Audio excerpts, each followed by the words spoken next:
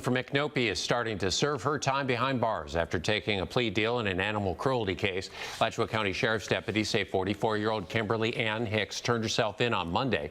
They say in April, investigators found 19 malnourished dogs and 5 dead puppies in Hicks' residence. Some say the cruelty could have been avoided if neighbors reported it sooner. Those are always sad cases, far too common. The hoarding of animals or the improper care, there's always issues that are combined with that. It could be economics, it could be some kind of mental disability. Hicks was charged with 2 counts of torturing animals and 20 counts of cruelty to animals. She was sentenced to 240 days in jail.